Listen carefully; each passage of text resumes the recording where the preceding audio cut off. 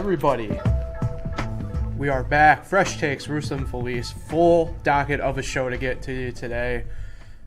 I am Paul Russo. Across from me, as always, the man, the myth, the legend, covering a very big rivalry football game this week. Nick Felice. Nick, how you doing? How's it going? It's been a few days since we've seen each other, and a lot of stuff's happened in a few short days. Yes, I am covering the Redskins. The Washington They football team. They haven't. The Redskins aren't a thing, man. I don't know what you're talking about. I'm covering the Washington football team and the New York Giants this weekend. Wow. Big rivalry. No, I'm covering Waterloo at Miners tomorrow, so that'll be pretty cool. But Paul, how was your Easter? Good. It was. I mean, we usually do Easter at home anyway, so not anything out of the ordinary there, I guess, but yeah, it was good. Easter's definitely that holiday. I would say it was kind of relaxing, but I mean, Easter's definitely that holiday to me where it's kind of it's not the same as you were when you were a little kid. So 100%. Yeah. How about you? How was yours? It was good. Nothing out of the ordinary. Just a better meal for lunch is really all we did at the Felices, but. It was good. Thanks for asking. Thanks for asking me first. But, it was a good national championship last night as well. Well, that's obviously one of the topics we'll get to. Baylor and Gonzaga. The NBA has been a few weeks since we've talked there, so we'll talk a little bit there. MLB opening weekend this past weekend. A lot of interesting headline-grabbing news there.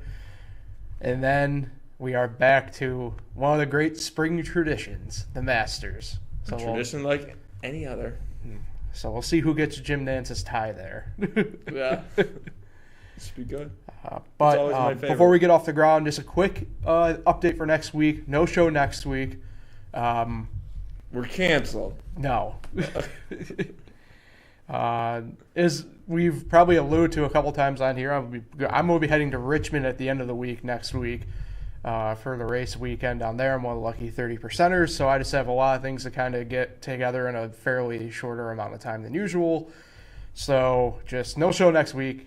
We aren't going to go every other week just yet, like we usually do. Yeah, especially in the summertime, it gets a little dull. Yeah, so on the sports side of things. But we'll probably obviously remind you guys again at the end of the show. But no show next week. Got matters to attend to that aren't podcast related. Yeah. Well, fun related. Yeah, you have great times. As you said before the show, that this will be your fourth time going to Richmond. Should be fifth. Should be fifth in a row. Yeah. Was it for COVID last year? Did they go to Richmond still in that shortened season? Yeah, they did. They did make both their appearances there. Okay. Or actually, yeah, they did do both there. So that way, actually, was it a shortened season or was it weird because they started? It was just weird. I think they still got 36 races in. Yeah. They just obviously they didn't go to Chicago. They didn't go to Kentucky, which both resulted in probably the end of both tracks. I mean, among other things. Sonoma, they didn't make it to Watkins Glen. They didn't make it to, but can I get an update on how the RV search for Watkins Glen this year? The what search for the who? RV search. That. I don't know if we're going to do an RV because it's tough. Unfortunately, so, I don't want to make it sound like I'm some candy ass, as Dale Earnhardt would say. But, if I'm doing Watkins Glen, I need an RV with at least electrical and water hookup, available to it because, okay, we need to backtrack a little bit there. But, I've camped before for NASCAR. I've done it once. And it wasn't the most our group wasn't the most outrageous group there. We did Dover, and Dover has a casino right on the track premises. So we were over there quite a bit. But there's still a certain level of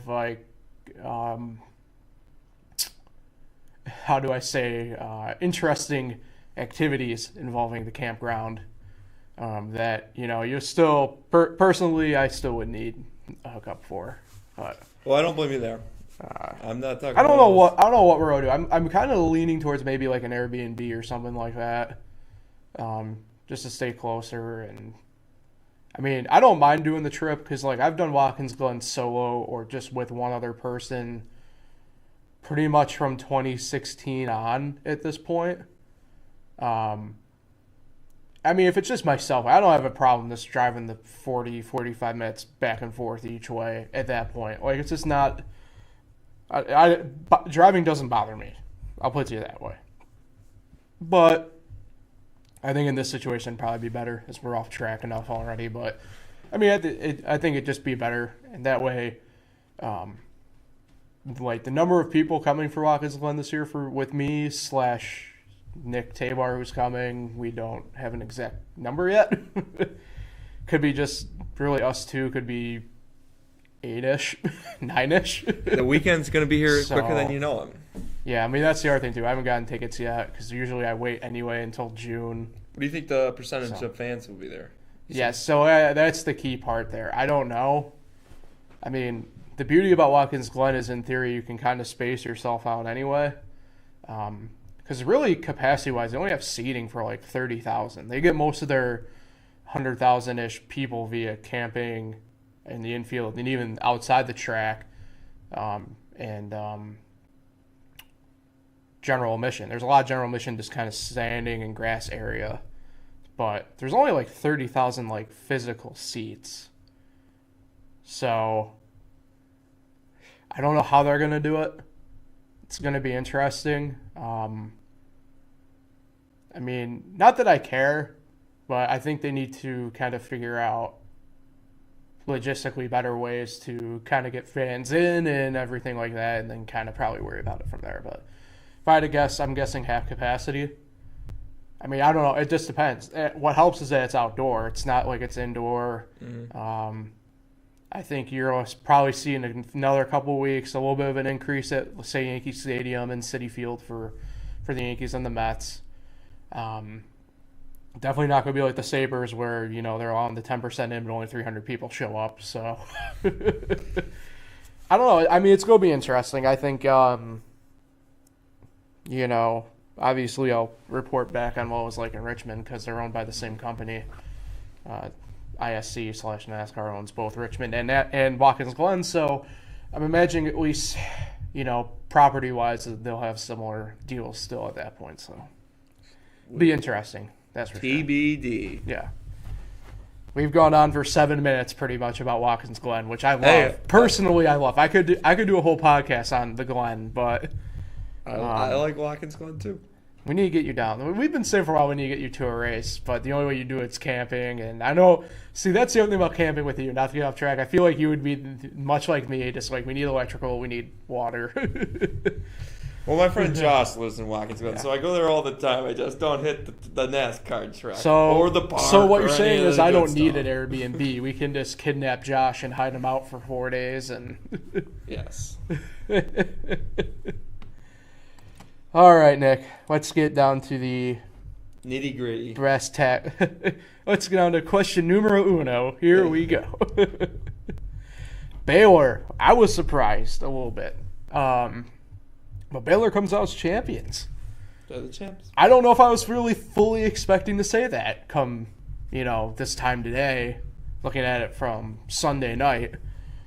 But here we are. So Baylor just comes out of the gates firing on all cylinders, offensive and defensively, and that's really what made the difference in this game. 86-70, they come out and they rout, they dismantle everyone, call Gonzaga. And just, I mean, I don't know the last time we really saw a really great, like, national championship game.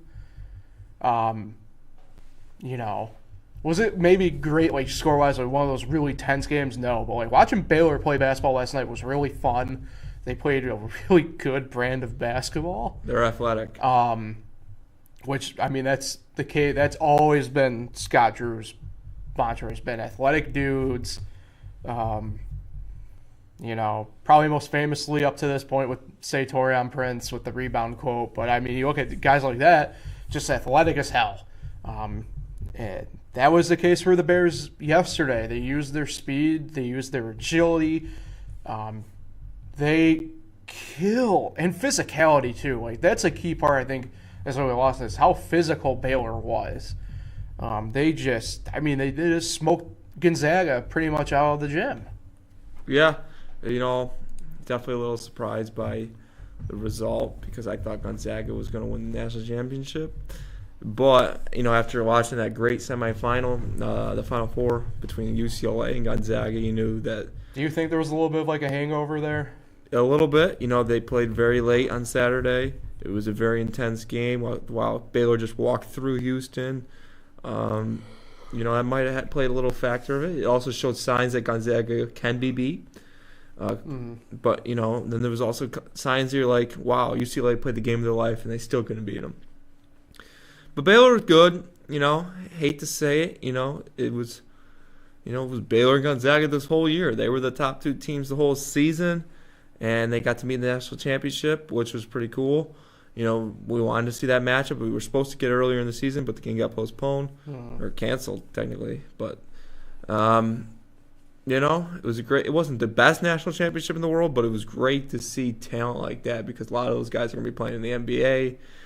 I'm going to get Davion Mitchell mixed up with Donovan Mitchell because they look alike. They wear the same number. Yeah, I was about to say. Or did they wear the same number? Yeah, 45 and 45. Their last names are Mitchell. They look alike. It's going to be crazy because they're both going to be about the same type of player. So, hats off to, what's his name? Scott Drew or Bryce Drew? Scott. Bryce is the other one. Bryce is at Grand Canyon. Yes. He used to coach Valparaiso, and he was the one that hit the shot for Valparaiso. So, it just shows that you got a better chance to win a national championship in basketball than you do football if you're a team like Baylor, who's always been like, below average type big major team. But it just shows that any team can win a national championship. I have some breaking MLB news. Really? On the show? Sort of. But Pittsburgh has a position player pitching. Yeah, I got the update. It's Phillip Evans, and he deserves his name to be recognized because he's the best player on that team. Continue. Brian Hayes is playing. But, it just shows that anyone can win a national championship. You just put together a good team. I mean, look at UCLA. Got to the Final Four, had its shot. And Mick Cronin definitely needs to get more credit as a coach. But we'll see how Scott Drew does. Or is it Scott Drew? I can't get it mixed up. Scott Drew is the Baylor coach. Yes. We'll see how he does with Baylor next year when they lose a bunch of players. According to I've heard Mark Few and Gonzaga, a couple more studs coming in next year. So they're always going to be there because the conference they play in. Will they win a national championship someday? Maybe. They did go to the national championship game this year. They did do that, and they beat a lot of good teams this year. Maybe a little overrated teams like Iowa and Virginia, teams like that who they beat in the regular season. But, good team. It was a great game. I mean, it was a great game. It was great to see those two teams in that game. And I'm just happy, as we go on with this COVID year plus time, anytime you can finish a season is a great moment right now in sports. So hopefully by next season we go back to normal a little bit, actually have a non-conference season, get a normal college basketball season. Which I think we will at that point. Yeah. Hats off to them. Hope everything gets back to normal here soon. But, another college basketball season in the books. So, yeah. And it's been 18 years now since Syracuse won the national championship. I feel targeted. I feel hurt. What is that hat you're wearing today? Erie? A keen eye you have, Nick. This is the Erie Seawolves. Okay, is that... Double-A for the Detroit Tigers. I thought Erie was Triple-A. Double. I got to see many an interesting player at Double-A there.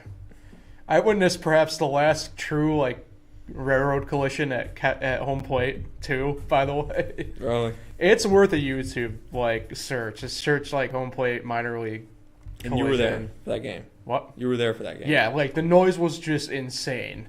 And the silence that fell over the crowd afterwards was incredible. I'll have to look it up. But yeah, you talk about just a team effort on Baylor's part.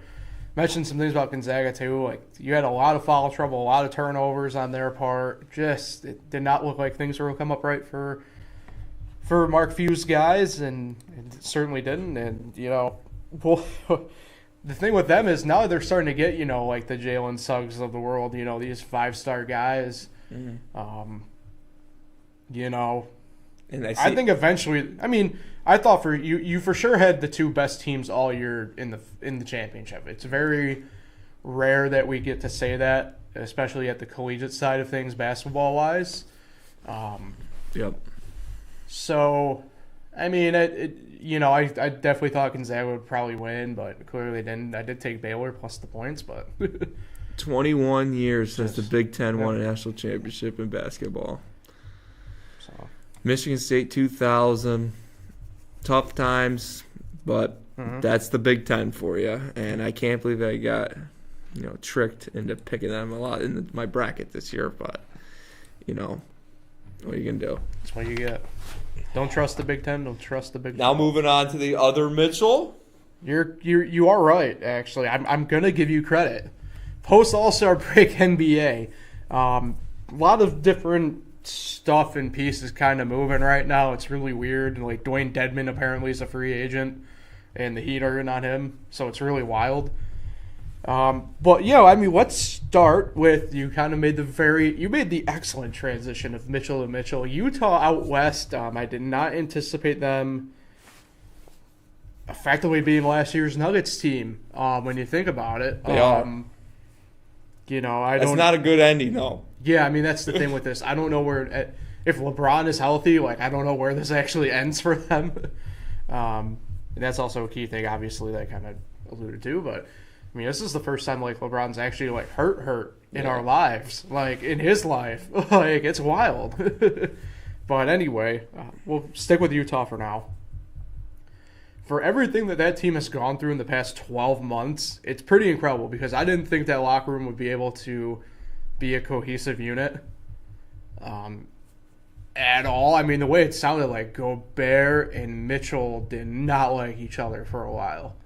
And I don't know if their relationship is any better, but clearly they were able to put that aside for the professional aspect of it.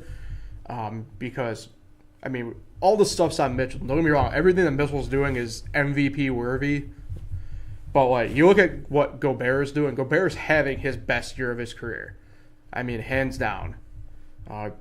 Pretty much averaging a double-double. He is the backbone of that team at the moment. And then you look at their other cast of characters, like Jordan Clarkson came out of nowhere there for a while, kind of cooled off since, but still providing just valuable stuff off the bench for them effectively. Still the one Bogdanovich, Boban, he's still there. He's still doing his thing. Royce O'Neal is still there doing his thing. This is a collective good team that Quinn Snyder's got. It's weird. I didn't anticipate at all this year putting in Utah leads anywhere in a title card, but here we are. So, it's been a wild ride for the Jazz fans. I hope I do know one. I hope it continues on for them. Who's the Jazz fan? Hank. Oh, really? Yeah. So I hope that it keeps going for him. I hope it keeps going for them. But again, I don't know what's going on with the Lakers. I don't know what's going on with the Clippers. Like, no, this should be happening. I don't know what's going on with Denver. Like, yeah. So Paul, if this was around the horn and I was Tony Reale, I would have gave you 8 points right there for that take. Thank you. Yeah, because that was good. I would we should get someone in here to start grading our comments here, but. That like you said, Utah is. But yeah, Utah is the Denver Nuggets of this year. Doo-doo.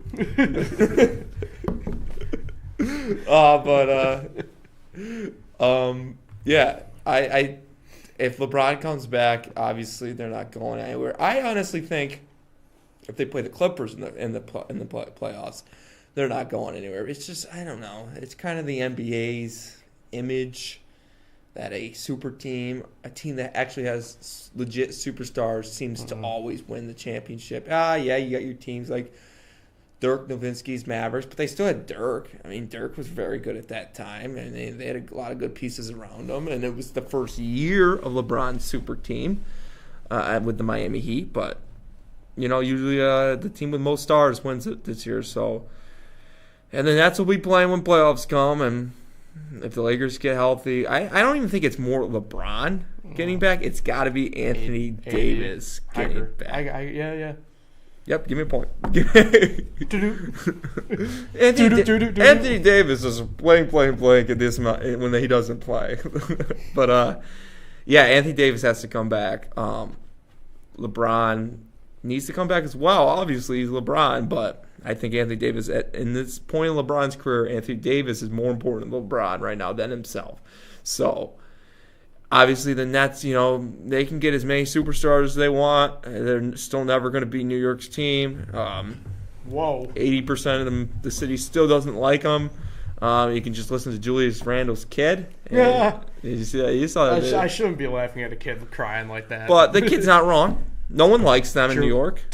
No one likes them in New York. So, I don't know. Kyrie called the rivalry a Subway Series, and I just, for one, want to fight him for that, by the way. Thank you. Points all around. You ever seen the Daniel Tosh around the horn? Yeah. That's funny. But, Well, Jimmy Tatro's PTI spoof was pretty good, too, that one that they did. Yeah. I have to watch that. I don't know if I saw it. Jimmy Tatro, you said? Yeah. I'll have to watch that. You've definitely watched it. I probably have. I forgot. In fact, you're the one who showed me it. I probably have. But anyway, superstars win you championships.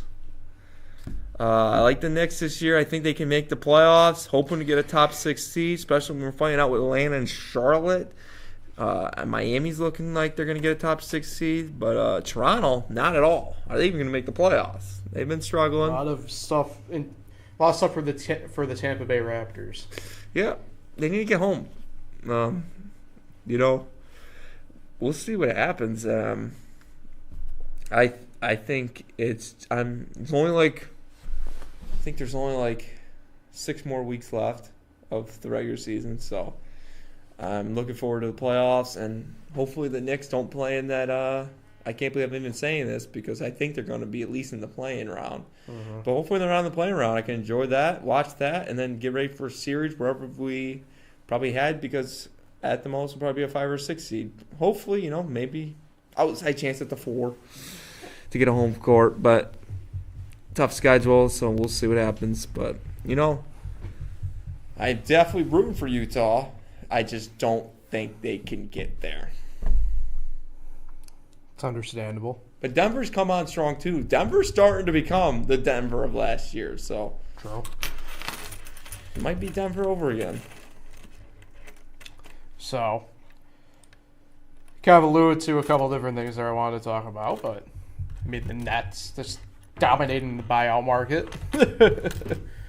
Sort of. But they've definitely been the leaders in the clubhouse for that. They really developed all those players. Aldridge, Griffin, yeah. This got a bunch of guys who do really good with the ball, not in their hands. It's a mess.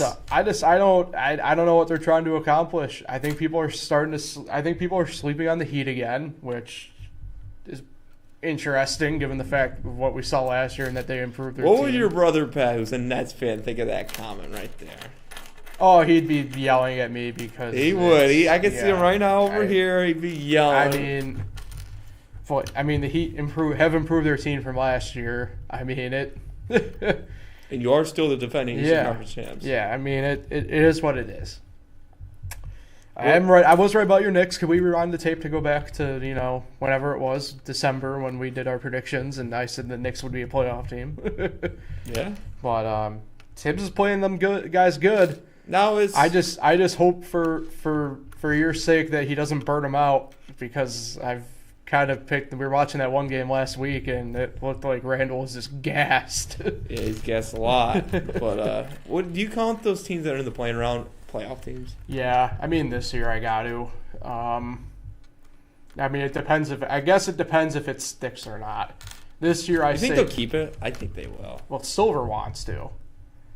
I don't know. I'm not a big fan of it overall, but whatever. I think this year I got to classify them as playoff teams. They did what they had to do to get into the playoff. I kind of look at it as if it's like the wild card for baseball. Like we definitely, it's not like, I don't mean to pick on them, but it's always the easy example because it's been the best games since we've had them. It's not like we looked back and said, oh, the Pirates and Reds aren't in the playoffs. Mm-hmm. They were in the playoffs. They played that wild card game, 3 years in a row, it felt like. So, yeah, I mean, I classify them. Bring up a good point. Anthony Davis, AD is taking a while to get back. They're saying that they're doing it as a precautionary thing. I don't, for an injury that he should have been back from by now, something ain't right. Do you have the standings pulled up? I can pull it up. Yeah, just wondering because how many games up are the Lakers from the play-in round and also the playoffs? Because you can't be sitting out too much because they don't have the best team out there right now, and you don't want to keep losing. Yeah, so the Lakers are currently in the 5th spot. Yep. 7th seed is the play-in. They're 2.5 games up of the 7th seed. What about the 11?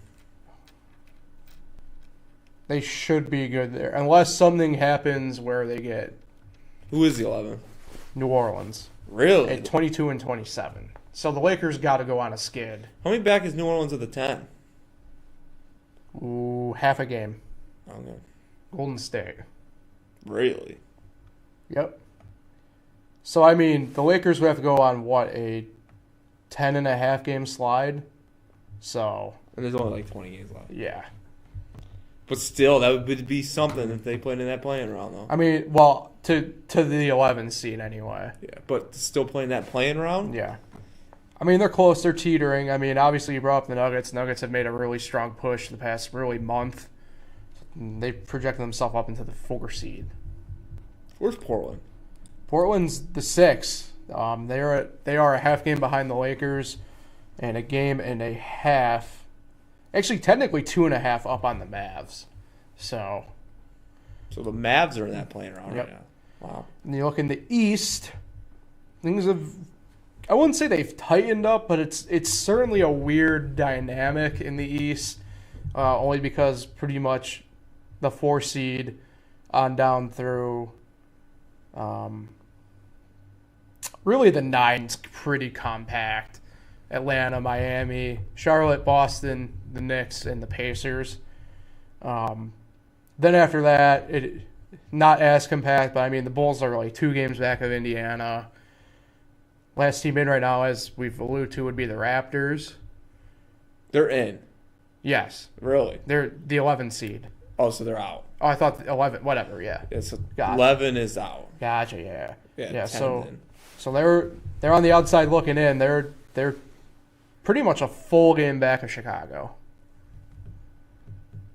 So it'll be interesting in that realm.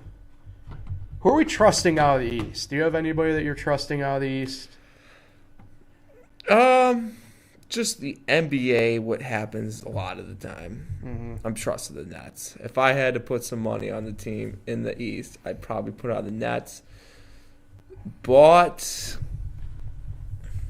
obviously the 2 key players for their team is Durant, first of all. Honestly, I don't know. I might say James Harden, first of all. Might be James Harden. It's James Harden and Durant, obviously. If they lose, I think it's Jeff Green, but continue. Okay. If they lose James Harden and Durant, it don't matter who the other 3 players are. They're not going to go anywhere. Mm-hmm. And it might hurt them if they lose one. So we'll see how they bounce back from their injuries. But, yeah, you're right, though. I personally think Jimmy Butler is probably the most valuable player Thank you. in the NBA. Yeah, don't say that to Pat. He's not like a superstar scorer, but what he does for that team, what he does defensively is huge. And just when he leads the game, even it's not even hurt. He just has to sit. Yeah, the team is just so much. Well, that's where that Depot trade hopefully comes out. Yeah, they're so much better with him on the court, and they're well coached. well run. I just don't know if they can hang with the Nets superstars. But that's why they play the games. We'll see. Can't ever trust the Bucks. The Bucks are in that situation. Prove me something, and I'll believe in you. Yeah. And then the other team is the Sixers. No, just no. They have a good record, but Atlanta was the number 1 seed. Remember that? They were the number 1 seed 1 year. So it's the Nets, Heat, and Bucks in my opinion. All right, thank you. Makes you feel good as a Heat fan. But I'm trusting that. Oh, they're the defending Eastern Conference champs. I mean, it was in a bubble, but all I'm saying is the Heat are the 5 seed. And you want to know what seed they made the finals as last year? A 5 seed. Yeah, that 4 seed pace was terrible. Sponos, baby. They dominated. I remember being at Turning Stone for one of those games. Yeah. They just dominated their way through that series. Yeah. But they didn't have Sabonis, too. That really hurt them. Not my problem. Okay. Big T.J. Warren was supposed to be the stopper for them. It never happened. T.J. Warren was great for my fantasy team this year. T.J. Warren's the new Lavoy Allen. Whatever. Anyway. Who are you trusting? Obviously, Heat. The Heat. What about the West? I'll give you unbiased answer. If the Lakers are healthy, it's got to be the Lakers, right? I mean, if not, I don't know. I think it's kind of wide open at that point. Because Clippers are kind of in that Bucks. Part of me wants to hitch the wagon to the Blazers. Yeah. Either I think the Blazers or the Nuggets. I just don't know if they play enough defense, the Blazers. But I'm going to say Blazers or the Nuggets only because I think Utah's going to have that first time in the playoff, going that projected deep into the playoffs. So, and the Clippers are kind of like the Bucks. Yeah. Prove me something, and then I'll believe in you. Rumors about Kawhi leaving at the end of the year, so probably. We'll see. And Durant and them are going to learn. It's not fun being the secondary team in a city. True. Don't matter how good the Clippers and Nets are. You're still not the Lakers and the Knicks. All right. MLB opening weekend. We had celebrations. We have a mini COVID outbreak. We have the two-way transitional talent of Shohei Ohtani just making headlines. It was a fun opening weekend. I mean, outside of the COVID part, but it was fun getting back. The first weekend of baseball I always like because it's seriously, there's a game somewhere always on. Whether MLB Network or ESPN, Fox kicks off their coverage at the end of this week, but MLB Network always has a game on. ESPN all day Thursday and Friday had games on. It was a fun baseball weekend. Give ESPN some credit, putting the White Sox on a couple of times in the first week. Well, I wonder why, but I want to start though with Castellanos and the Reds because I don't see how he got the 2-game suspension. Obviously, overall, Nick, me and you see differently on the home run celebrations and getting beat, stuff like that, right? But I think we both agree kind of where we stand on a certain catcher of the St. Louis Cardinals overall. So was Yachty, right? Yeah. How was Yachty not getting suspended for grabbing Castellanos at all? But Castellanos got suspended for yelling. So I saw it once, the replay. Okay. So what I saw was Castellanos getting right in Yachty's face. But that wasn't Yachty. Oh, it wasn't Yachty. Well, wait. Which time are you talking about? The one where he's right in his face. Who was that? Was that when he came into home plate? That was the pitcher. The pitcher who beamed him. The pitcher. The pitcher who beamed him. Oh, so that was after the beam. Yeah. Yeah. This just changed your opinion and view on this, didn't it? Yeah, because I thought that happened first, and then they beamed him. Okay. See, I thought that happened first. Okay. Yeah, I didn't really look into it much, but I hate both teams. Might join the Cardinals tonight because the Reds just kicked the Pirates' butts tonight. I don't know. I thought Castellanos did that, and I was like, oh, definitely beating that guy. Don't do that shit. But if it's the other way around now, I guess I don't know how to look at it. I guess I don't know. there's conflicting interest views of you who view baseball going at it at the same time in this. I can tell. So Yachty grabbed him. Same game? Yeah. Same game. What do you mean grabbed him? Or Like, when did he came grab up, so he came up. So, like, the play at home plate happens. Castellanos gets up, yells at the pitcher who was at home plate with him, flexes on him. I don't really think it was like the flex that people think, like, you know, like that. But, like, it wasn't, whatever. Either way. And then Yachty comes running, and then there's the typical barking at first as the dugout's empty. And then Castellanos is kind of trying to walk away from it. And Yachty grabs him like this and like this. And Really? yeah. Yeah, so I might be on the Castellanos side then. If that's what happened. I don't think anybody really should have been suspended for that, if I'm being honest. I mean, I get the fines that they had to do probably because of COVID protocols and everything like that. But, like, if anybody was getting suspended, that it probably should have been Yachty for grabbing people. But, I mean, that's just kind of my view at that point anyway. That's baseball, though. Yeah. That's just baseball things. Kind of crazy that we saw it so early in the season. But, it's... The Reds and Cardinals are becoming a very interesting rivalry, though. The Reds just like to mess with a bunch of people, though. They just like to get in those brawls. That's just their thing. And I mean, they got dudes. I will say their announcers this year, since they got a new crew, way worse than their last ones. Oh man, they biased. I know it's your channel. You're supposed to be. I haven't heard, admittedly, any of their broadcasts. I know you're supposed to be biased, but man, are they biased?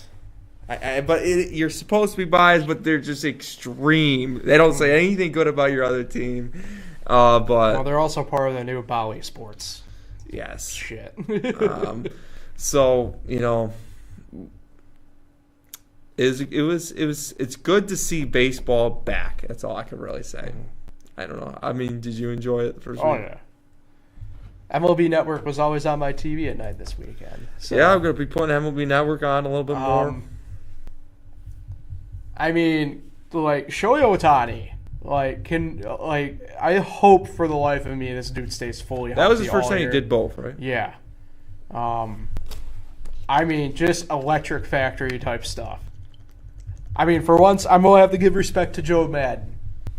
Just leaving him in the lineup, going for it. I will never do that. But even though I'm pro DH, I have to give props to Joe Madden on this one. Just say, screw it. Ohtani's bat's too good. We just got to leave him in the lineup. And it paid off. I mean, it freaking paid off. This dude threw a pitch that was 100 mile and hit a ball that was 100 mile per hour. Like, that's nuts.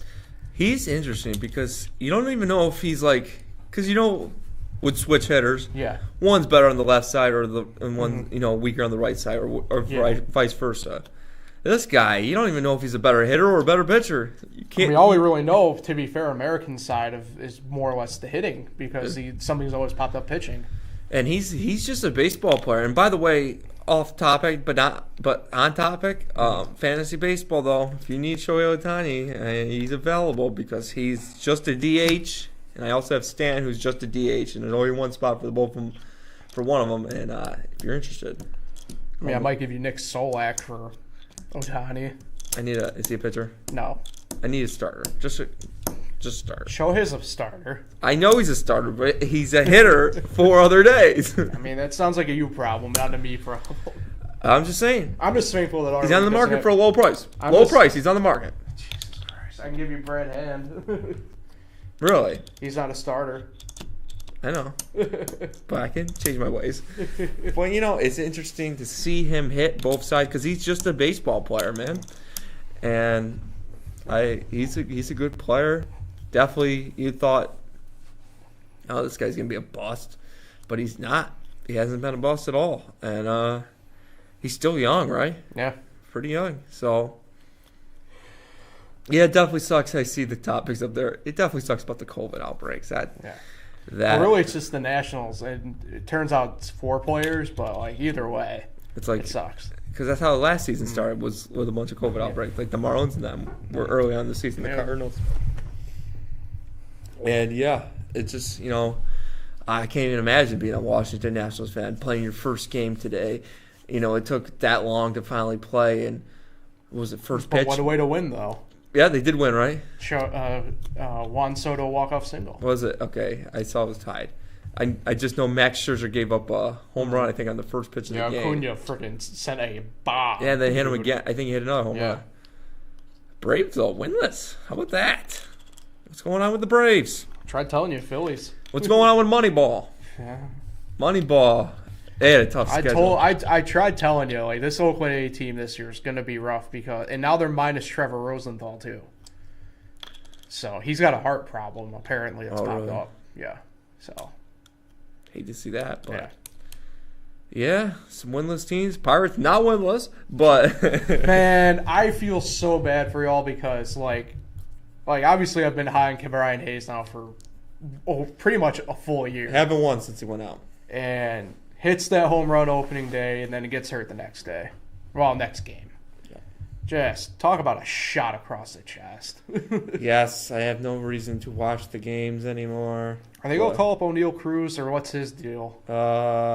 It's all about money, so whenever they don't, it's all about contract scenarios or whatever. Mm-hmm. There's like a certain date where I know about the playing time. I didn't know that's what they don't go by talent. They go by money in Pittsburgh. So whenever that's ready. Sell the team, Bob. Seriously. But yeah. Bob, look, I have me and Nick combined, we have $14.83. We can make a purchase offer if you want. Yeah, it's more money than Nick, and if we become owners, I am more than willing to bring back the 1970s style uniforms, and we can let it ride. But Brian Hayes just another showing of what a star player can do for a team, and that's helped win. Since he went out, they have not won. McCutchen did that back in the day. Mike Trout has never done that in his entire life. Therefore, Brian Hayes is greater than Mike Trout. Yes. Trout did get into the playoffs 1 year, but then they got luckily for you, I do subscribe to that theory. So yes, I think a star player can lead a team in baseball. Mm-hmm. It's a team sport, but a star player can lead a team. And what's going on in Anaheim? Oh, not Anaheim anymore. Lost Anaheim. Well, even though the stadium is still in Anaheim, but yeah, I'm enjoying it. Good times. Hopefully, get down to a game this year. Yeah. Well, Nick, speaking of good times. It's a tradition unlike any other. Hello, friends. It's me, Paul Russo, as we discuss the Masters. Man, it felt like we just had one of these. I know, but it comes back. There's something about Masters in springtime that it just obviously feels right. Like, I'm not whatever. Yeah. But like it feels just so good to be Masters week. I'm calling it a fairly stacked field. Like, I don't know who is probably I'm sure obviously there are exact favorites. But I'm not looking at it this year because I don't think there is an exact favorite this year. Just the way, obviously, COVID's still kind of being fluky and whatever. Guys obviously are different, whatever. It's like Tiger was supposed to be here, obviously, but the car accident happened. So everything's kind of, I wouldn't say thrown together is definitely the wrong term. It kind of feels like you have a bunch of different guys coming in with different backgrounds this past, year with training and everything. I don't know what to expect. And the last time they were there, obviously, in November, the course kind of played a little bit different. Played real easy. Yeah. Definitely not your typical Masters final score. Definitely your typical, Augusta National weekend. Mm-hmm. So, yeah, but I'm excited. I don't know, Nick. Obviously, you get excited for this, but how do you feel about the Masters? Because, at least for me anyway, it's such a weird. I'm extremely happy, but also I don't know who to exactly look at this year. Yeah, I'm gonna probably get out to Del Lago tomorrow, make my Masters picks. Mm-hmm. Probably do about 4 people, something like that. Not sure yet. But shout out to Dustin Johnson's brother, also caddy, for hosting a Caddies Championship dinner. I can't believe caddies are not invited to that Winners Championship dinner that they have every year this week. Because it's definitely a team effort, the two of them. Mm-hmm. So I think caddies should be invited to that dinner going forward, but we'll see what happens. Shout out to his brother hosting a Caddies Championship dinner. That was pretty cool. I think you got to go the Masters, traditional Masters like this. I think you got to go always off guys that have track record who's done good in this course. You know, you look at a guy like, and I think the course plays for long hitters as well. So obviously, you first guy you think of is Bryson DeChambeau, or Rory McIlroy, and of course there's like Phil Mickelson and Bubba Watson who have done good in this tournament. You know, just guys who've done good. Like even a guy like Freddie Couples. I'm not sure if he's playing in this year, but I haven't really seen the field. Freddie Couples is in the Masters. Yeah, he usually is. But he usually plays one good round. You're like, oh my goodness, Freddie's up there. I always like to see Mike Weir out there because, 2003 champ. But, it's definitely one of the best looking courses out there. Little disappointed trying to figure out how to get the ESPN Plus for Thursday and Friday because the coverage doesn't come on until 3 o'clock. A little disappointed about that. Well, they're trying to sell it this year, that's why. Because Yeah. they have special, pairings and whatever that they're following. Yeah. And It's always a great time to watch the Masters. I always look forward to it, it's because it's always about right before my birthday. all right, my guy VJ Singh's in this year. Yeah. Yeah. All former champions get to come back. I'm pretty sure VJ Singh won this tournament. It's got to be the reason why he's there. Yeah. It's a good time. Like I said, it's right before my birthday every year, so it always gets me in a good mood. Weather's starting to get better. It's always good and better around this time. So, I think here's what I'll say. What my predictions for the week. I'm going to pick a guy who you should put money on. I'm going to give you a guy that could be a sleeper, and I'm going to give you a guy that you should probably stay away. My guy who you should put money on for this week, I hate to be bold, but Dustin Johnson. Dustin Johnson, a favorite. Another favorite who you should keep an eye out for is Jordan Spieth. Obviously, Jordan Spieth won last week. Dustin Johnson, won this last in November. It's tough to win back-to-back tournaments, but the way Jordan Spieth played all 2021, he's been up there. He's choked a little bit. I would not be surprised, and he's won this before. He's competed in this multiple times. Wouldn't be surprised. Dustin Johnson, he's a baller. So I think you should put money on Jordan Spieth and Dustin Johnson to win this. A sleeper? I'll give you a sleeper in this tournament. I don't know how much of a sleeper this guy is. Xander Schauffele. He's up there. He's pretty well known nowadays. But one of these times he's going to win one of these majors. He's competed a lot of the time. I think this could be it finally, and we'll see. Finau, you always like to put his name out there, but Finau just he's still only got that one career win. I'm pretty sure still. So we'll see what he does. There's a lot of guys you could pick. One guy I would stay away from maybe is John Rahm. John Rahm is always that type of name. You're like, yeah, he's going to win it this year. And he just never does. So I would stay away from John Rahm. I might stay away from DeChambeau, another big name that people are going to probably put their money on. But, man, the way he can hit it, he could easily win this, especially if he's putting well. And, I don't know, Paul. Who you ready like for my two? I'll give you my dark horse / personal favorite who I wouldn't mind see winning. Outside of Tony Finau, of course. Colin Morikawa. Okay. He won last year. Yeah. PGA. He's always there. From what I've noticed with his other tournaments too anyway. So I'm going there. But I think I'm biting the bullet on this one. Give me Tommy Fleetwood. I think he's due. He's always, again, a guy who's typically always there in that final round the past couple years across the majors. Give me Tommy Fleetwood.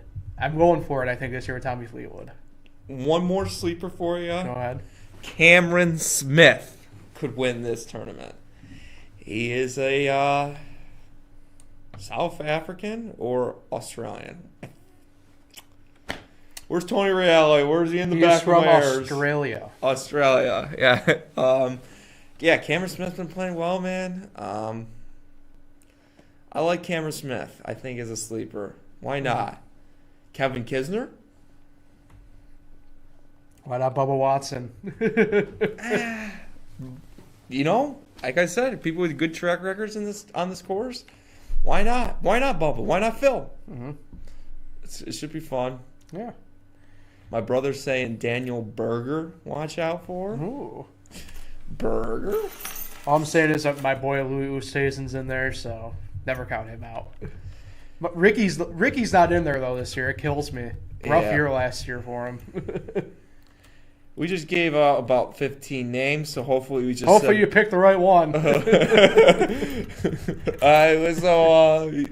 Hopefully we just said the 2021 Masters champion. Yeah. But you don't know.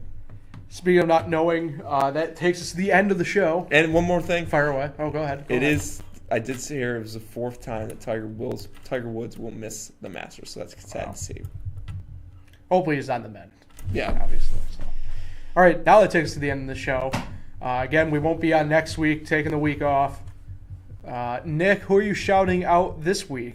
I'm going to shout out, before I shout out, I just want to say you and me. Brackets improved, but still not good in our bracket challenge. I went about the most chalk I've ever gone, and it bit me. So I'm going to shout out both my parents. How about this? Matt wins the bracket challenge last year. We do a top 3 in money this year, and both my parents finished in the top 2. Second, my mom. My third, my dad. So they got some money. So how about that? The Felices come out with a little bit of money. Not me. Bracketologists. Brackets improving, but... You got bracketologists still around the south side of town. Yeah. It's not rigged. I swear it's not rigged. But I'm not a crook. But shout out Mom and Dad. All right. Thanks for creating me. That takes us now to for sure to the end of the show. I don't know if we'll be back in 2 weeks now anyway after that. Either way, next week off, we'll be back in a couple weeks. Like, share, subscribe, all the fun stuff. We'll catch you next time here on the Fresh Takes Podcast with Russo and Felice.